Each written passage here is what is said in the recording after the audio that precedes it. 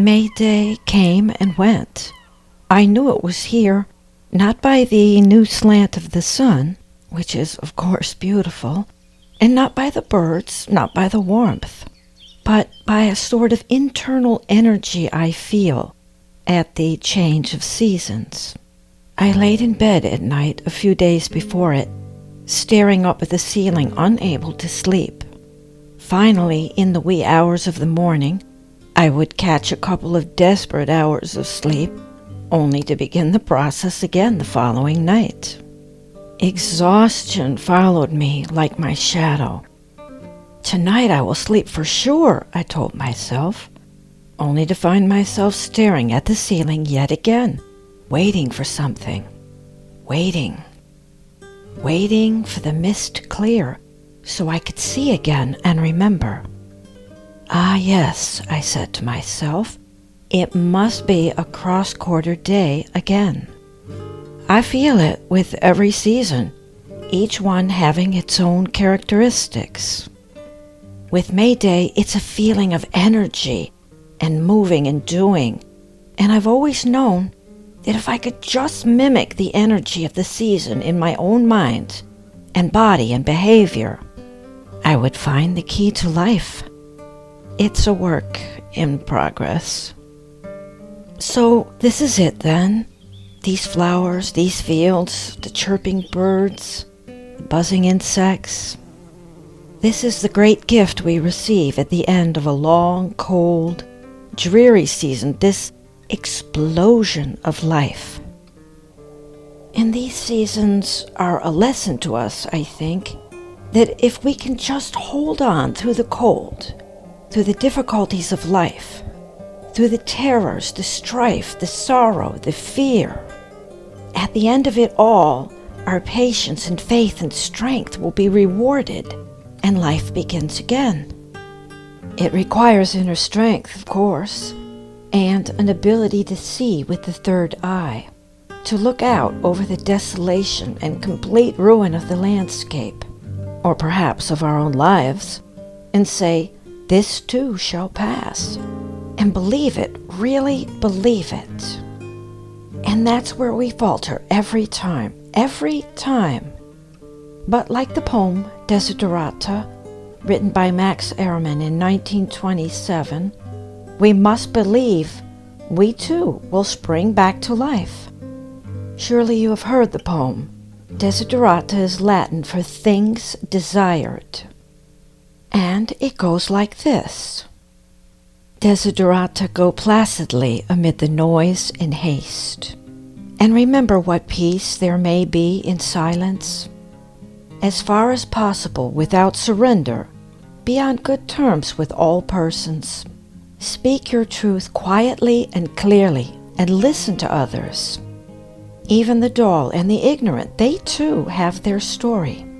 Avoid loud and aggressive persons. They are vexations to the spirit.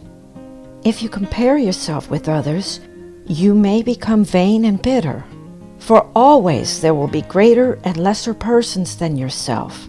Enjoy your achievements as well as your plans. Keep interested in your own career, however humble. It is a real possession in the changing fortunes of time. Exercise caution in your business affairs, for the world is full of trickery.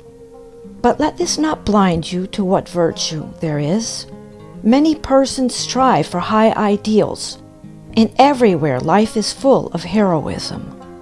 Be yourself, especially do not feign affection. Neither be cynical about love, for in the face of all aridity and disenchantment, it is as perennial as the grass. Take kindly the counsel of the years, gracefully surrendering the things of youth. Nurture strength of spirit to shield you in sudden misfortune. But do not stress yourself with dark imaginings. Many fears are born of fatigue and loneliness.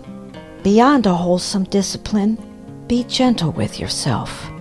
You are a child of the universe, no less than the trees and the stars. You have a right to be here, And whether or not it is clear to you, no doubt the universe is unfolding as it should. Therefore, be at peace with God, whatever you conceive Him to be, and whatever your labors and aspirations. In the noisy confusion of life, keep peace with your soul. With all its sham, drudgery, and broken dreams, it is still a beautiful world. Be cheerful. Strive to be happy. And that is the end of the poem, Desiderata. And here, just a few days after May Day, the drums are beating all around me. They are in my blood, and I am intoxicated by the energy of the earth. But we who hear the drums and feel the beat as the blood pumps through our bodies, we roam silently now, the gatherings few and far between, quietly so as not to disturb the world wreckers, the controllers. Like bloodhounds on the hunt, they seek us out, but no matter. Where we go, they cannot follow, and they hate us for it. Of course, we know we're going to lose this all again, as we always do. Over and over, life does that to us, just like the seasons, which teach us of a timid beginning in spring, a massive growth in summer, an abundant harvest in fall, and a winter of cold and pain and death. Over and over, the lesson of the planet and the lesson of our bodies is one of giveth and taketh away, and giveth again. Yet never once do the animals complain. Never once do they say, "You owe me." And the plants, too, they never give up. They never leave. They never protest. They abide the pain and barrenness of the world, of their own essence on occasion, because they know the lesson of the planet. They have learned it through and through. They know the secret. It's part of their very being, giveth and taketh away. But for humans, it is so difficult. Sometimes I feel as if I have finally grasped the meaning of it all, of everything, only to see it fly away like chaff in the wind, and my life to fall apart yet again. And then I forget again and become angry with myself for forgetting, until I finally even forget that I've forgotten. And another of life's internal winters falls upon me again. Cold, icy, bereft of life. Each day I search for meaning, only to find a wall of ice at the end of the day, and begin the fruitless search all over again the following day. It's so hard to get through, until the drum beats sound somewhere deep within me again, in the middle of the night, and I'm staring up at the ceiling in the darkness, and the words of Desiderata echo once again. Neither be cynical about love, for in the face of all aridity and disenchantment, it is as perennial as the grass. Me, as perennial as the grass. And long after the groundskeeper stops mowing and shaping and preening, my wildness will still burst through. And this is the gift of deity, this perennialism, this regrowth, this immortality.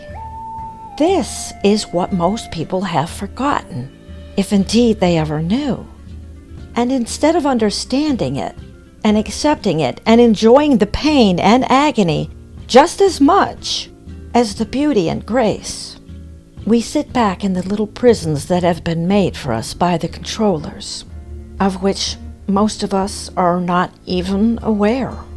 But then the drum beats, and something within me screams in the night that I should go out right now and light a bonfire and jump over it repeatedly, echoing dances I did in past lives, lost now to the mist of time. Then all of a sudden, life explodes within me again, and I remember me again. For now, giveth and taketh away.